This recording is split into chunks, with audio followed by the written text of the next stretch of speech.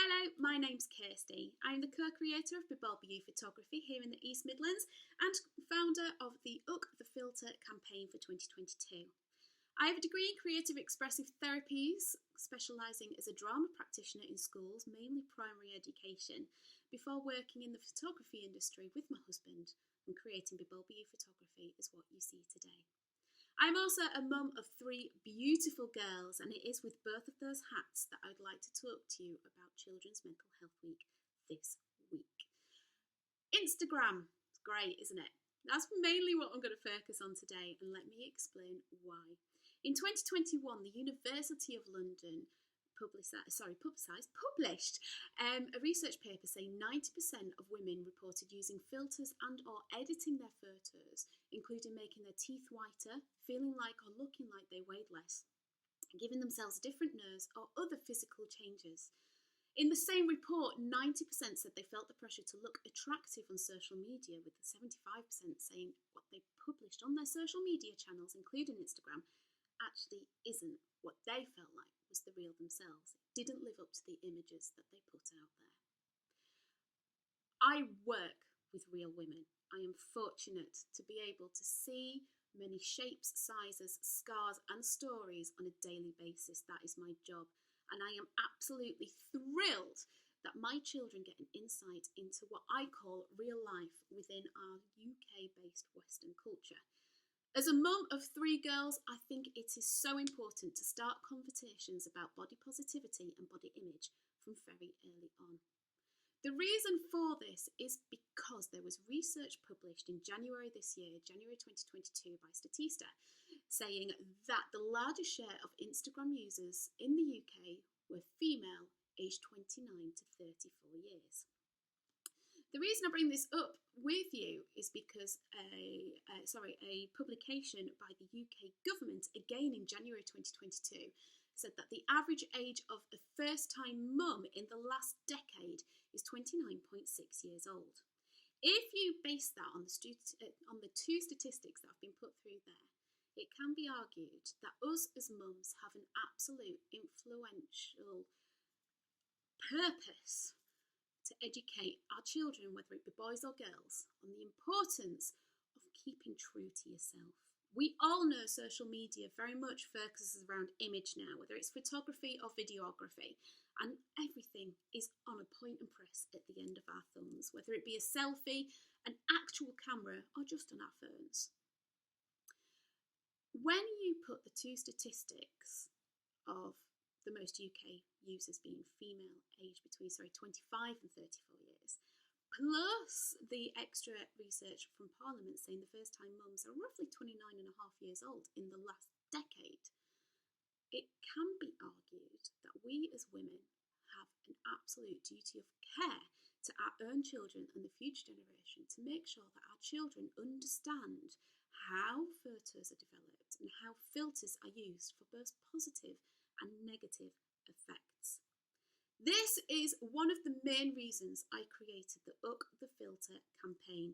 It's all about educating ourselves and our friends and our communities about what can and cannot be achieved through the use of everyday filters that are very much available at the end of our thumbs. I think also when we're talking about children's mental health, it's really important to look at the importance of the style of language that we use, positive reinforcements rather than negative connotations, for example.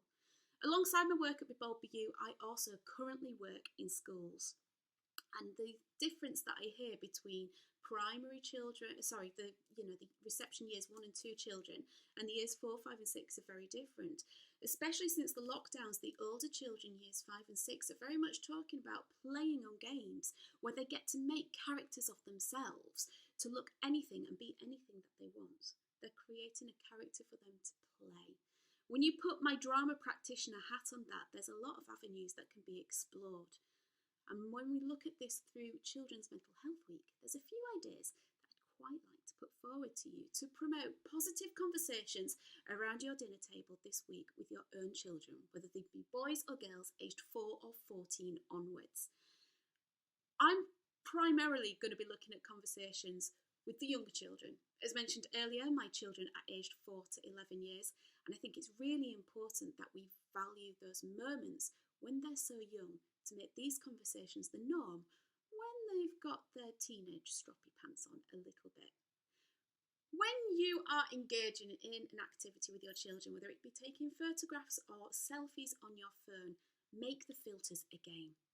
Filters can have a negative impact on mental health. Let's not ignore that really, really important fact with all the statistics behind it as well. However, by making it a form of play, you're engaging in a conversation with your child. The play is the transitional object. And you can also have a really good fun and giggle to see how these filters are going to make your children look and feel, from little character noses and ears on the head through to the more skin softening, if not sparkly eyes, and the impact that those can have on our day-to-day lives. Please, within your house this week, make conversations about body image the norm. From spots through to puberty, if we start talking about them now, of just acknowledging their spots and helping them learn that tea tree oil gets rid of it, for example, or something a little bit more serious, we can very much make those conversations the norm. And they'll also, as they grow up and want more independence, know how to sort it themselves. You can even educate them on how to style their own hair.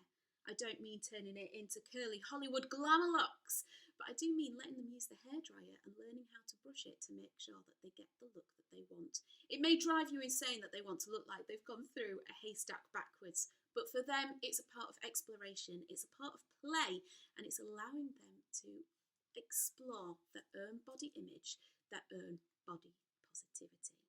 As mentioned earlier, I also think vocab is a very, very important tool, especially in the younger years. So please, please don't shy away from words, whether it be far or boobs, or even just the proper words such as breasts. Please use them as normal conversation around the home, so as they grow older and more independent, they don't become shy of these words or feel like that they can't say certain things in front of you. Up the Filter is all about embracing who you are, and that is the ethos of Be Bold, Be You. The added dimension of Up the Filter is making people realise that those filters do not dictate what they should look like or how they feel. And I very much invite conversations about it within your own home, with me over the internet, or indeed in the conversations and the talks that I am doing at various places throughout the year this year. Please reach out, not only to me, but to your children, whether they be boys or girls, 4 or 14 onwards. These conversations matter for our future generation, and the education on the importance of how photography or videography can make or break our own self-esteem and mental health have never been more apparent than they have been this year in 2022. I very much hope that I am able to invite you or your children into our studio right here in Belper in the East Midlands. But for now, please have a wonderful week and embrace those conversations this week. Take care.